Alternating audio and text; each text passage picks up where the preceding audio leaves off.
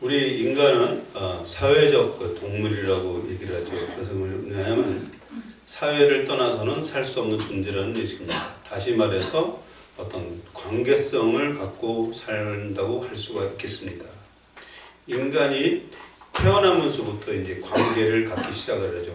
부모와 자녀 간의 관계가 시작되고 아이가 자라면서 또 이제 형제 관계가 형성되고 또 친구가 형성되고 이런 관계 속에서 살아가게 됩니다.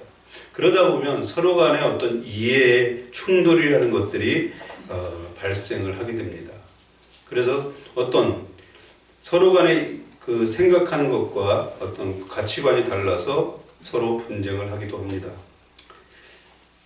다른 사람에 대해서 여러분은 어떻습니까?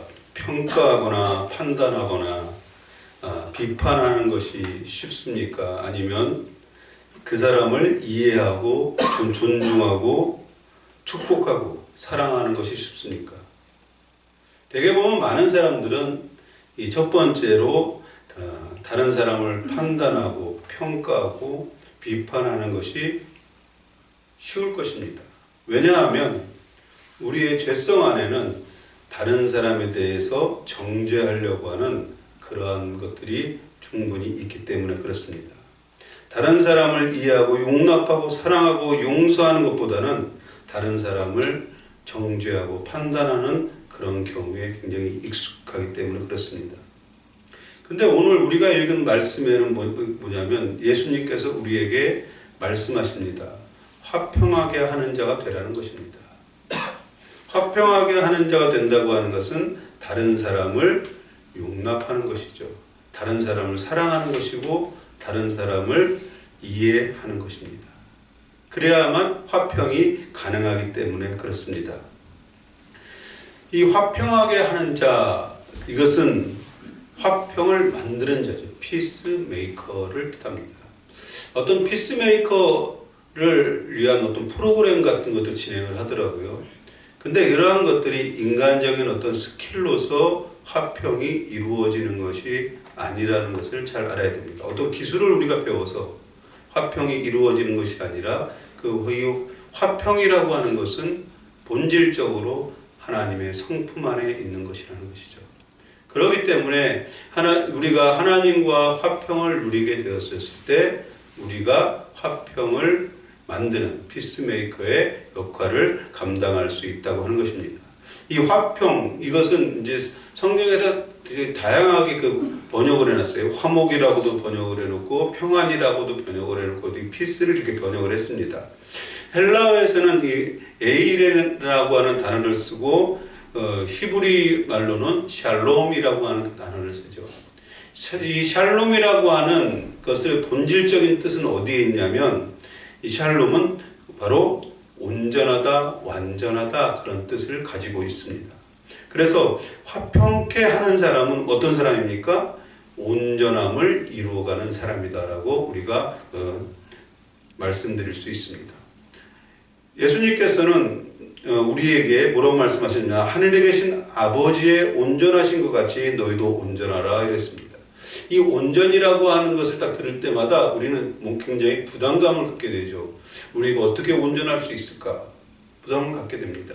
근데 예수님께서 뭐라고 그랬냐면 하나님 아버지의 온전하신 것 같이 너희도 온전해야 된다라고 그렇게 말씀을 하시는 것입니다. 그럼 바로 아까 그 샬롬이라고 하는 것은 온전하다, 완전하다 그런 뜻을 가지고 있다고 했습니다. 그렇다고 하면 우리가 화평을 이루는 그런 삶을 살게 됐을 때 어떻습니까? 온전함을 이루어가는 하나님의 성품을 닮은 그런 모습으로 살아가는 모습이 나타날 수 있다고 하는 것입니다. 우리가 평안을 얘기를 많이 합니다. 평안을 얘기를 많이 하는데 다른 종교에서도 이 평안을 얘기를 해요. 마음의 그 평안을 위해서 어떤 돌을 닦고 그런 기라든가 그런 것들을 많이 합니다. 근데 이 화평이라고 하는 것은 이 평안이라고 하는 것은 하나님의 의가 전제되지 않고서는 그것이 온전히 이룰 수 없다고 하는 것입니다. 하나님의 의가 나를 지배하고 다스릴 때만이 진정한 하나님으로부터 오는 평안을 우리가 누릴 수 있게 되는 것입니다. 하나님의 의 안에서 화평을 누릴 때 우리는 진정으로 하나님의 의 안에서 화평하게 하는 사람으로서 살아갈 수가 있습니다. 근데 뭐라고 그랬냐면 그들이 하나님의 아들이라 일컬음을 받을 것입니다 라고 말씀하고 있습니다.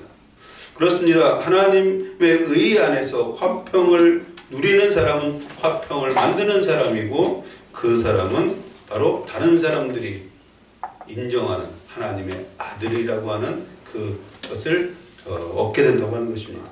그러면 하나님의 아들이라고 하는 것은 무엇을 의미합니까? 하나님의 영광스러운 유업을 이을 자다, 하나님의 성품을 닮은 존재라고 인정을 하는 것입니다. 우리가 기독교 이 성경을 보면 성경에는 어떤 화평으로 시작해서 화평으로 완성되는 것이 바로 이 성경에 나타난 하나님의 나라입니다. 하나님께서는 아담과 하와를 창조하셨을 때 하나님의 성품 안에 있는 평안을 주셨어요. 그래서 그 아담이 하와를 봤을 때 뭐냐면 내 뼈 중에 뼈요 살 중에 살이다라고 할 정도로 그 안에서 사랑이 깊었고 평안 가운데 있었다는 것입니다. 왜냐하면 하나님의 평안이 그들에게 임했기 때문에 그래요. 그리고 또한 하나님과 그 아담과 하와의 관계 속에서도 평안을 유지하고 있었습니다. 그러나 인간이 범죄함을 통해서 하나님과의 화평이 깨어지고 원수가 되어졌습니다. 죄는 화평을 깨트리게 합니다. 우리가 화평해야지, 평안해야지 아무리 그래도 내 안에 죄의 문제가 해결되지 않는다고 하면 우리는 화평한 삶을 살 수가 없다고 하는 것을 우리에게 보여줍니다. 예수 그리스도의 십자가의 은혜로 죄사함을 받고 인간과 화평을 회복하신 것이 바로 하나님이십니다. 예수 그리스도를 믿는 사람은 그렇기 때문에 하나님과 화평을 회복했을 뿐만 아니라 영원한 천국에서 영원한 하나님의 평강 가운데 화평을 앞으로 누리게 될 것입니다.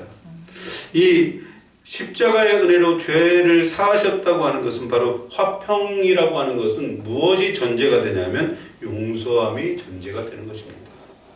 우리의 죄를 사하시고 용서하심을 통해서 화평이 회복되어진 것입니다. 우리가 다른 사람과의 그 화평을 원한다고 하면 그 사람, 내가 도저히 용서할 수 없는 그러한 사람이라고 할지라도 내가 용서할 때 그 사람과 화평하게 된다고 하는 것입니다. 하나님의 그 성품인 샬롬은 온전함입니다. 화평을 만드는 사람이 하나님의 성품을 닮은 온전함을 이루어 가는 것임을 여러분이 믿고 고백해야 될 줄 믿습니다. 우리를 부르신 목적은 하나님의 형상을 닮은 존재로 우리를 온전히 세우기 위해서 우리를 부르셨습니다. 그렇기 때문에 우리가 믿음의 자녀로서 소망을 가져야 되는 것은 뭐냐면 주님의 형상을 담는 것이죠. 그래서 이 주님의 형상을 담는 것이 무엇이냐면 바로 온전함으로 나아가는 길이라고 하는 것입니다. 왜? 하나님은 온전하신 분이기 때문에. 그래서 이 온전함을 이루는 것은 뭐냐면 바로 우리가 화평케 하는 사람이 되어졌을 때 온전함을 이루게 된다고 하는 것입니다. 이 화평을 이룬다는 것은 쉬운 일이 아닙니다. 왜냐하면 자기의 어떤 소욕과 주장이 없어야 하기 때문에 그렇습니다. 자기만을 주장하고 고집하면 절대로 화평을 이룰 수가 없습니다.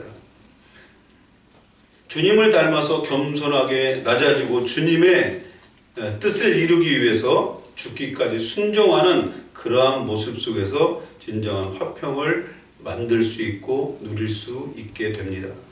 그래서 빌립보서 2장 5절에서 8절까지 말씀해 보면 너희 안에 이 마음을 품으라 곧 그리스도의 마음이니 그는 근본 하나님의 본체시나 하나님과 동등됨을 취할 것으로 여기지 아니하시고 오히려 종의 형체를 가지사 사람들과 같이 되셨고 사람의 모양으로 나타나사 자기를 낮추시고 죽기까지 복종하셨으니 곧 십자가에 죽으심이라 이렇게 말씀하고 있습니다. 바로 예수님은 평화의 왕으로 오셨습니다. 화평의 왕으로 오셨다고 하는 것입니다. 근데 예수님의 마음을 여기서 뭐냐면 너희 안에 이 마음을 품으라는 것입니다. 이 마음을 가지라는 것이죠.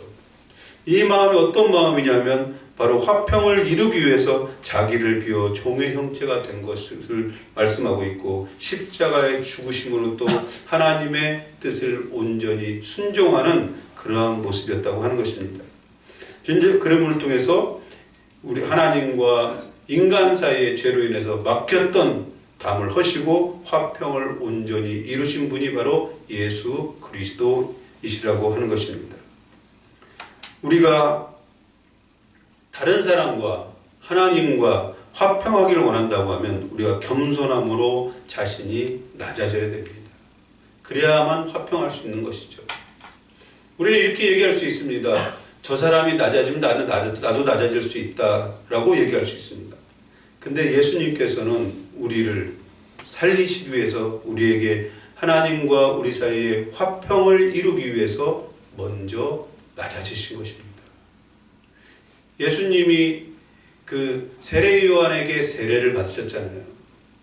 세례를 받으려면 어떻게 됩니까? 그 밑에 들어가야 하는 것이죠. 하나님이신 예수님이 세례를 받기 위해서 인간의 밑으로 들어가셨다는 거예요. 그것은 무엇입니까? 바로 하나님이신 예수님이 화평을 이루기 위해서 인간의 밑으로 들어가신 것입니다.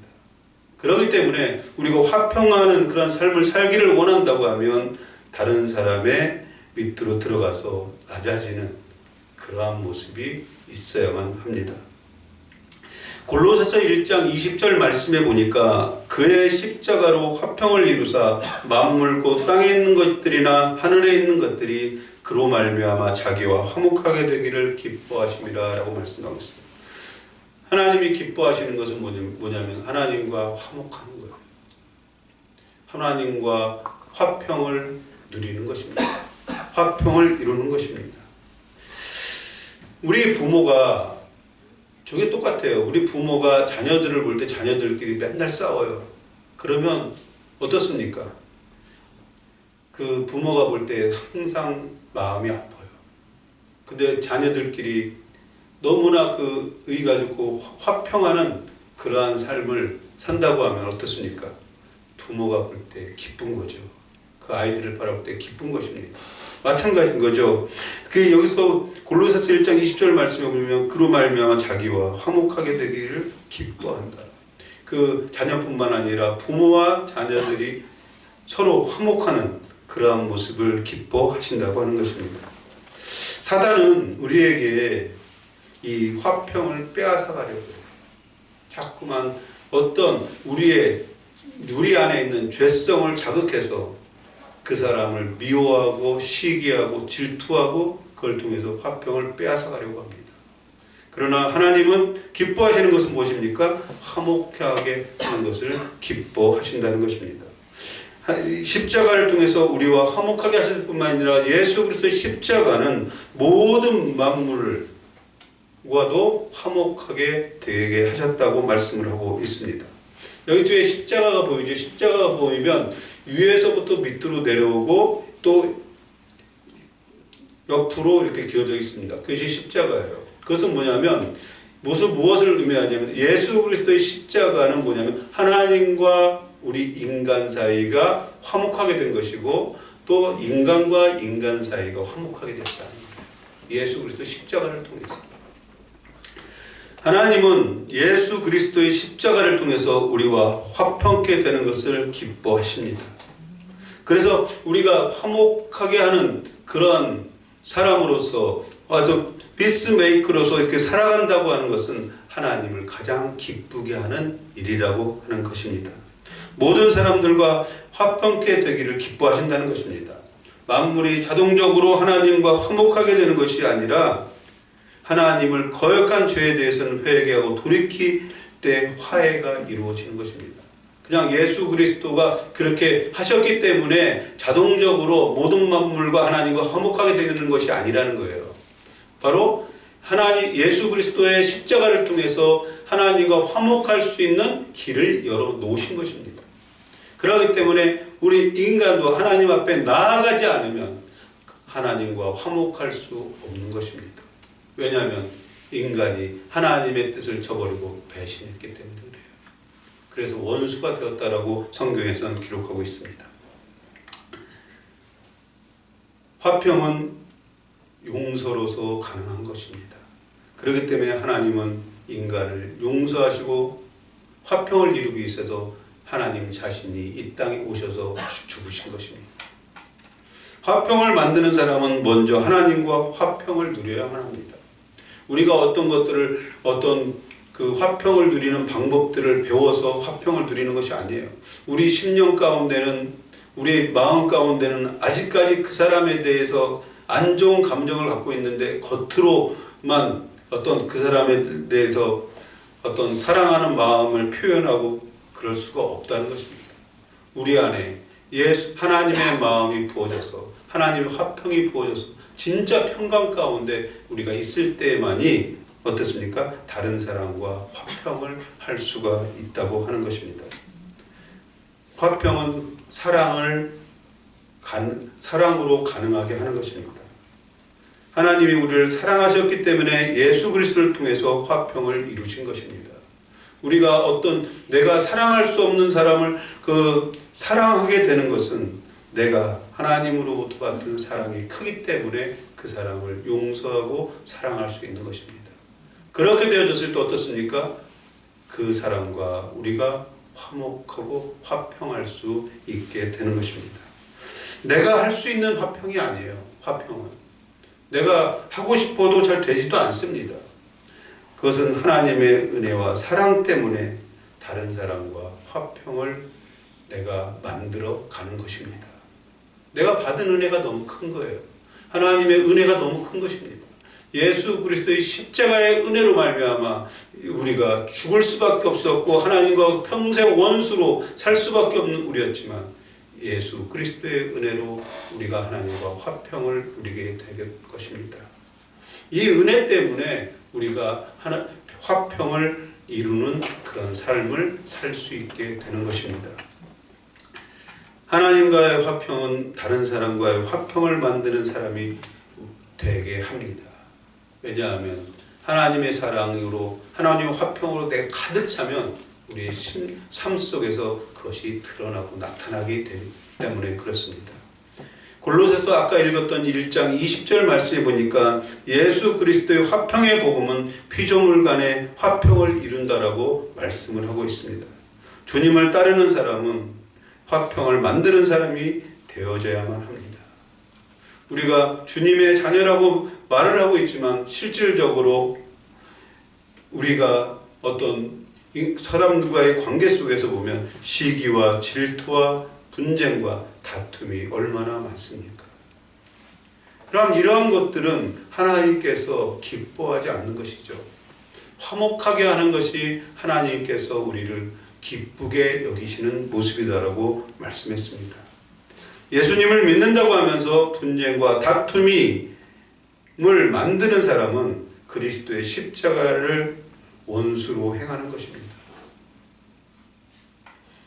주님을 십자가에 다시 한번 못 박는 행위라는 것이죠.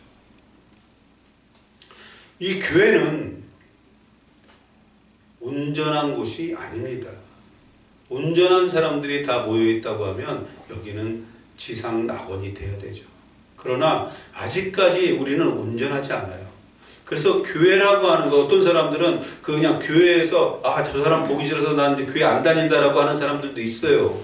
근데 교회는요, 어떤 곳이냐면 하나님의 은혜를 사모하는 곳이고 내가 여기서 깨져 나가는 곳이라는 거예요. 우리의 모난 부분이 깨져 나가는 것입니다. 끌과 돌이 만나면 어떻게 됩니까? 점과 돌이 만나면 돌의 모난 부분은 어떻습니까? 부셔지게 되어 있어요. 바로 하나님의 은혜 가운데 이 예수 그리스도의 몸인 교회가 세워졌을 때 거기에 구성원들은 다 온전하지 못해요.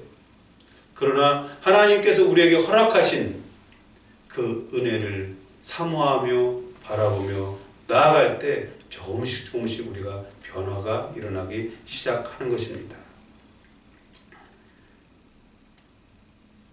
교회들 보면 요즘에 보면 참으로 많은 분쟁들이 있습니다. 그리고 갈라지기도 합니다. 이 왜 그럴까요? 그것은 우리 안에 있는 탐욕과 내려놓음이 없기 때문이에요. 예수님을 믿는다고 하지만, 예수님을 따른다고 하지만 실질적으로 예수님께서 가셨던 그 길, 예수님께서 소망하시는 그 길을 가지 않기 때문에 이 교회에 나오고는 있지만 육신의 소욕과 정욕을 내려놓지 못하기 때문에 분쟁이 있을 수밖에 없다는 것입니다. 하나님을 진정으로 사랑한다고 하면 그것을 내려놓을 수가 있는 것이죠. 하나님을 믿는다고 하지만 실질적으로 하나님을 사랑하지 않기 때문에 자신의 소욕과 욕심으로 주장하기 때문에 다툼과 분쟁이 일어날 수밖에 없는 것입니다.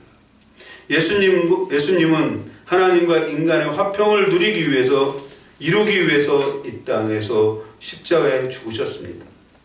믿음의 자녀들이 추구하고 바라고 원해야 되는 것은 이 화평을 이루는 것입니다. 화평은 바로 우리를 온전하게 하는 것이기 때문에 그렇습니다. 로마서 12장 18절 말씀에 보니까 할 수 있거든 너희로서는 모든 사람과 더불어 화목하라 라고 말씀하고 있어요. 할 수 있거든 그랬어요. 이것은 너희들이 할 수 있는 대로 그 말입니다. 인간관계 속에서 우리가 의지적으로 화평을 이루려고 해도 할 수 없는 경우가 너무나 많아요. 여러분 성경을 읽으면서 원수를 사랑하라고 했어요. 그게 가능합니까? 저도 지금 목회자로서 있지만 잘 되지가 않아요. 원수를 어떻게 사랑합니까? 원수를 그냥 용서하는 건데 기도하면서 내가 용서할 수 있다고 생각을 해요. 그러나 그를 용서는 했지만 그를 정말 사랑하고 그 영혼을 불쌍히 여기고 그 영혼을 위해서 기도한다. 그게 쉬운 얘기가 아닙니다.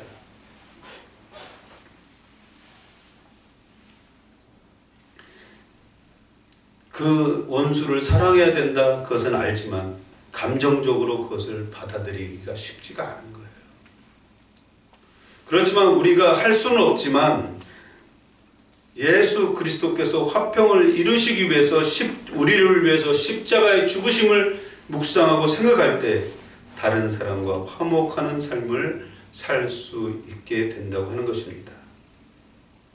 주님의 은혜 때문에 가능한 것입니다. 내 힘과 능으로는 가능한 것이 아니라 주님이 우리에게 먼저 우리를 살리시기 위해서 우리를 화평케 하시기 위해서 피 흘려 죽으신 그 은혜 때문에 우리가 다른 사람과 화목할 수 있게 되는 것입니다.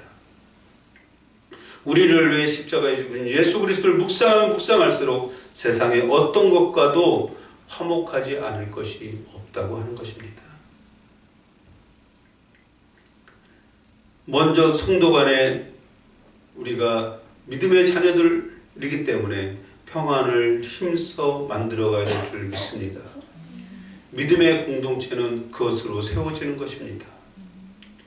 교회는 온전치 못해요. 관계 속에 상처를 많이 받습니다.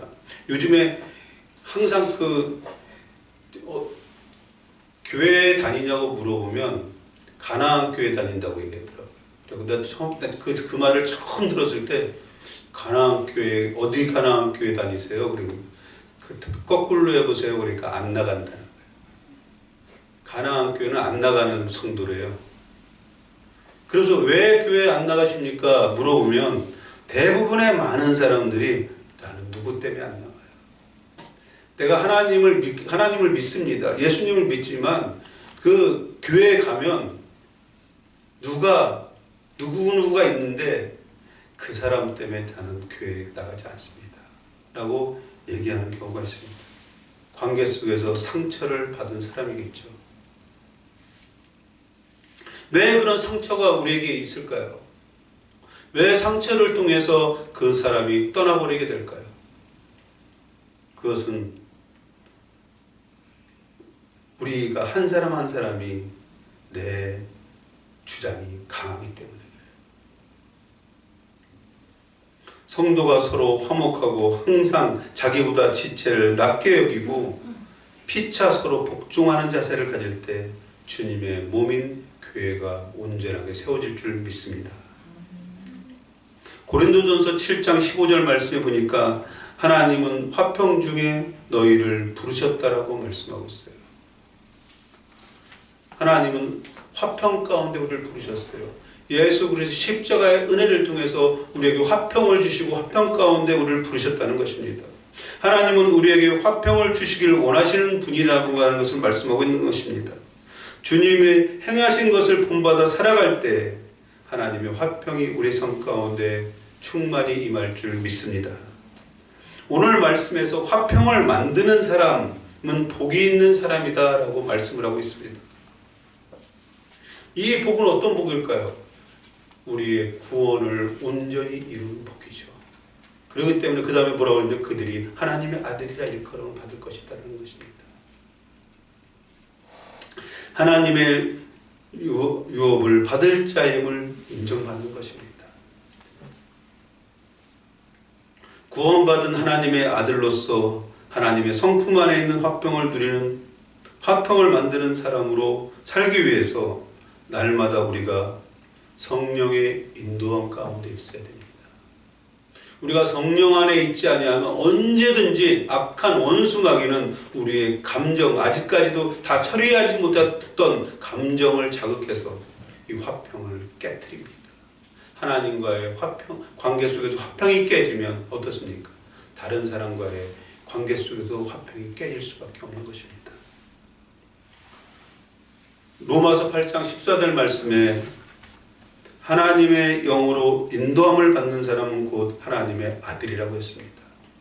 화평하게 하는 자는 복이 있나니 그들이 하나님의 아들이라 일컬음을 받는다고 했어요. 그러면 하나님의 아들로서 살아가는 그것은 무엇입니까? 하나님의 영, 성령의 인도함 속에서 있어야만 하나님의 아들로서 온전히 살아갈 수 있는 것입니다. 그리스도를 믿음으로 하나님의 아들이 되었습니다. 그렇다고 하면 하나님의 아들이 된 것으로 끝나는 것이 아니라 하나님의 아들됨의 삶을 살아야 한다고 하는 것이죠. 그것은 바로 우리가 예수님을 본받아서 화평케 하는 자로서의 사는 것입니다. 그것은 내 힘과 능으로 되는 것이 아니라 성령의 인도함 속에서 그것이 가능해진다라고 말씀을 해주고 있는 것입니다. 그리스도의 영이 성령의 인도함 속에 있을 때 그리스도의 평강이 우리를 다스리고 인도하게 되는 것입니다. 골로새서 3장 15절 말씀에 보니까 그리스도의 평강이 너희 마음을 주장하게 하라. 너희는 평강을 위해 부르심을 받았다라고 말씀하고 있습니다. 우리가 무엇을 위해 부르심을 받았다고요? 평강을 위해서 부르심을 받았다는 거예요. 화평을 위해서 부르심을 받았다는 거예요. 우리의 부르심의 목적은 화평을 이루는 자가 되게 하기 위해서 우리를 부르셨다고 지금 말씀하고 있습니다. 그러기 위해서 어떻게 해야 됩니까? 이 화평을 이루는 그 부르심을 우리가 감당하기 위해서 그리스도의 평강이 너희 마음을 주장하게 하라는 것입니다. 이 마음이 되게 중요한 것이죠. 그렇죠? 마음에 내가 무엇을 갖고 있느냐가 곧 나임을 알아야 됩니다. 제가 있지 않습니까? 제가 있는데 제 겉모습이 나가 아니라 내 마음이 무엇을 갖고 있느냐가 그게 나라는 거예요. 그게 자아입니다. 근데 뭐라고 되냐면 하나님의 그리스도의 평강이 너희 마음을 주장하게 하라. 하나님께서 그리스도 안에 주시는 그 평강이 너희를 주장하게 하라고 하는 것입니다. 이 평강을 마음에 소유한 사람은 분토와 같은 땅의 모든 것을 위해 다른 사람과 다툴 필요를 느끼지 못하는 것입니다. 왜? 그 그리스도의 평강이 이 세상에 어떤 것보다도 크기 때문에 그렇습니다. 그 기쁨이 크고 그 은혜가 크기 때문에 그렇습니다. 여기서 주장하게 하다라고 하는 것은 심판자 노릇을 하다 그런 뜻을 갖고 있어요. 원문에 보면. 심판자는 뭐 하는 사람입니까? 결정권자예요. 그래서 어떤 분쟁이 났을 때 그것을 결정을 하면 그대로 그 사람들은 따라야 되는 것입니다. 그것은 심판자가 갖는 그런 권위입니다. 성도들의 마음에 또 우리들이 하나님의 그 자녀라고 하지만 항상 우리가 다 온전하진 않습니다. 그렇기 때문에 원함과 분쟁과 다툼 등으로 가득 차서 우리를 힘들게 하고 우리의 평안을 무너뜨릴 때가 많이 있습니다. 그때 그리스도의 평강의 법에 의해서 판단하고 그 판단에 순종하게 하라는 말씀이에요. 이 너의 마음을 주장하게 하라고 하는 것은 하나님의 그리스도의 평강의 법으로 너의 마음을 다스리게 하라는 말씀입니다. 내 육신적인 마음으로는 그 사람과 도저히 화해할 수 없고 그 사람과 화평을 누릴 수 없지만 예수 그리스도의 평강이 내 마음을 주장하게 한다고 하는 것은 그 예수 그리스도의 평강이 나의 마음을 다스릴 때 가능해진다고 지금 말씀하고 있는 것입니다. 그 평강의 소망을 성취하기 위해서 주님의 몸된 교회를 화목함으로 온전히 세우는 역할, 그 화목케 하는 자로서 우리를 부르셨다고 하는 것입니다. 우리를 주님의 몸된 교회의 일원으로 세우신 것이 얼마나 큰 은혜인 줄 알아야 됩니다. 그리고 또 우리에게 각자에게 맡겨주신 일들이 얼마나 큰 은혜인 줄 알아야 됩니다. 그것들이 무엇입니까? 하나님께서 원하고 소망하는 교회를, 이 믿음의 공동체를 화평케 하는 역할을 하고 있다는 것입니다. 우리의 부르심은 화목을 만드는 자로서의 부르셨다고 하는 거예요. 그래서 고린도후서 5장 18절 말씀에는 그것을 다른 표현으로 뭐라고 화목케 하는 직분을 우리에게 주셨다라고 이렇게 표현을 하고 있습니다. 이 직분, 이것은 어떤 디아코니아라고 하는 그런 단어를 써요. 이것은 뭐냐면 헬라어에서 디아코네오라고 하는 그 말에서 유래된 것입니다. 이 디아코네오는 봉사하다, 섬기다 그런 뜻을 가지고 있어요. 그러니까 직분자로 우리가 교회에서 세워졌다고 하는 건, 직분자라고 했을 때 우리는 어떤 그 권사나 집사나 장로나 뭐 그런 것으로 얘기하는데, 직분자라고 하는 건 교회에서 작은 일을 하더라도 하나님의 가운데 세워진 사람들 모두 다를 직분자라고 얘기하는 거예요. 그 직분자들은 어떻습니까? 봉사하기 위해서, 섬기기 위해서 세우셨다는 것을. 왜, 무엇하기 위해서요? 교회를 화목하게 하기 위해서 그들을 세웠다고 하는 것입니다. 직분자는 주님의 몸인 교회를 세우는데 화목하게 하는 봉사를 해야 됩니다. 그리고 봉사를 어떻게 해도 자기를 주장하는 봉사가 아니라, 자기 일을 드러내는 봉사가 아니라 교회를 온전히 세우는 봉사해야 되고, 또 교회를 온전히 화목하게 하는 섬김이어야 한다고 한 것입니다. 주님의 몸인 교회를 화목하게 하고 하나 되게 하고 연합되게 하는 것을 하지 않는 것은 어떤 것입니까? 주님의 몸인 교회를 무너뜨리는 것입니다. 적극적으로 화평을 만드는 일을 해야만 하는 것입니다. 적극적으로 화평을 만드는 일에 힘쓰지 않는 것은 어떻습니까? 이 교회를 화평케 하는 일을 하지 않는 것이에요. 그냥 어떨 경우에는 그냥 수수방관자로서 그냥 한 걸음 멀리 서서 그냥 바라보기만 하는 사람들도 있어요. 근데 하나님께서 우리를 부르셨을 때, 화목케 하는 그런 직책으로 우리를 부르셨을 때는 적극적으로, 다른 사람이 하지 않더라도 적극적으로 화평을 이루는, 화평하게 하는 그 일을 감당을 해야만 하는 것입니다. 우리는 화평을 만드는 사람들입니까? 아니면 분쟁과 다툼을 만드는 사람들입니까? 하나님이 기뻐하시는 것은 우리가 화평을 만드는 사람이 되는 것을 기뻐하신다는 것입니다. 하나님은 우리를 화목케 하는 사람으로 부르셨습니다. 하나님과 화평하고 다른 사람에게 화평을 만드는 사람이 되기를 바라시는 것입니다. 이것이 우리의 부르심이고 우리가 이루어야 될 소망인 것입니다. 이 부르심에 합당한 삶을 살 때 하나님의 영광과 복이 항상 함께 하시는 은혜를 누리게 될 줄 믿습니다. 사단은 하나님의 선물인 이 화평을 깨트리려고 합니다. 우리의 감정을 이용해서 깨트리려고 해요. 이 사단의 전략을 안다고 하면 여기에 우리가 넘어가면 안 됩니다. 여러분, 우리가 지금까지 살아오면서 또 지금 현재 내가 어떤 사람에게 상처를 받아서 어떤 사람과의 관계가 틀어지고 그 사람을 용서하지 못하고 사랑하지 못하는 부분이 있다면 용서와 사랑을 통해서 하나님의 화평을 이루시길 바랍니다. 그럴 때 우리가 복 있는 사람이 되는 것이고, 그럴 때 우리의 부르심에 합당한 삶을 통해서 하나님의 아들이라 일컬음을 받는 그런 축복을 누리게 될 줄 믿습니다. 욥기 22장 21절 말씀에 보니까 너는 하나님과 화목하고 평안하라 그리하면 복이 내게 임하리라 그랬어요. 하나님과 화목하고 평안하시길 주의 이름으로 축원합니다. 그럴 때 우리에게 복이 임하는데 그 복은 어떤 복입니까? 모든 사람과 화평하는 그런 축복이, 은혜가 여러분에게 있을 줄 믿습니다. 우리 기도하겠습니다. 우리 말씀을 읽으면서 함께 기도하기로 합니다.